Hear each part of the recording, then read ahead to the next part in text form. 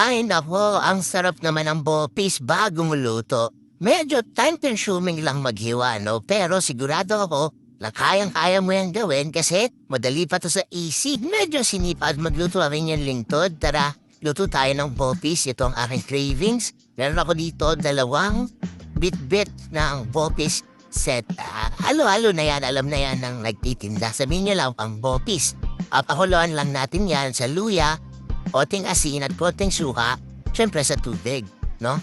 Hanggang sa lumambot. Ayan, kapag malambot na, pwede na natin hamuin, ugasan, no? Okay lang yan, ugasan natin para malinis talaga. Tapos iwain na natin ng maliliit. Yung pang bopis tulad na, nakikita nyo, simulan na natin ang pagluluto. Meron na po dito, ayan, anato oil at chwete oil.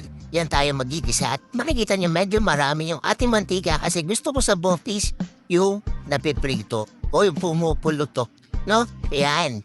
Isa lang natin ang ating bawang, sunod natin ang ating sibuyas hanggang sa lumambot. Malaki ang aking lutuan na yan. No? Hindi lang halata.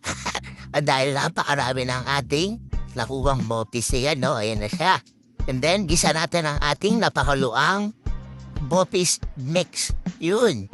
Tapos, syempre, lagyan natin ng konting asin kasi inugasan natin yan. Tapos, paminta. Marami. At optional, naglagay ako dito ng paprika. Yeah, pampapula. You know, mix natin ng mabuti. Hintayin lang natin no, na mawala yung moisture. And then, naglagay na rin ako dyan ng daon ng laurel. Pampabango. Optional. Pampasarap. Pampalinamnam. Seasoning mix of your choice. Iyon. Tapos, lagay tayo ng supa, kalahating tasa o higit pa, depende sa dami ng inyong niluluto.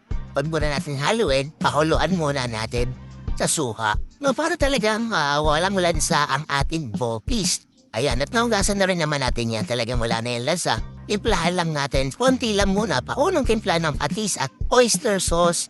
No? Kung yung patis, pwede kayo gumamit ng toyo at naglagay na ako dito na anato water. Anato seeds lang yan. Tubig na binabad sa tubig. Yan. And then, ilagay na natin yung ating, yan, masarap yan, carrots at labanos. Hindi nawawala ang labanos kasi trip na trip ko ang labanos sa bopis.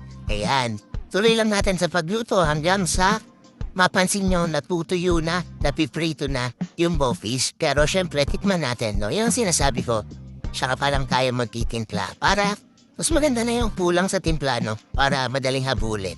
Ayan, tuloy tayo sa pagluto. Papapulutukin natin yan. Ayan, no? Nakita niyo nagmamantika na. Napiprito na yung bopis. Tuyo na. Ayan, at malambot na yan. So, mabilis na lang din yan. Lagyan na natin ang ating bell peppers at konting, sile para sa anghang, siling berde. Ayan, haluin na lang natin. Tapos na tayo. Depende na lang kung gano'n yung gusto maprito. Akin, okay na yan. Now, look. At that's at kinong sa inyo. Diba? Easy lutuin. Diba? Yan no, talagang time-consuming lang mag-iwa. Pero may iba pa naman paraan yung iba pinapagiling yan bago pakuluan. Pwede nyo yung gawin, mas pino ang halalabasan. Pero sana try nyo itong bopis. Grabe, Pinoy Classic. Napakasarap.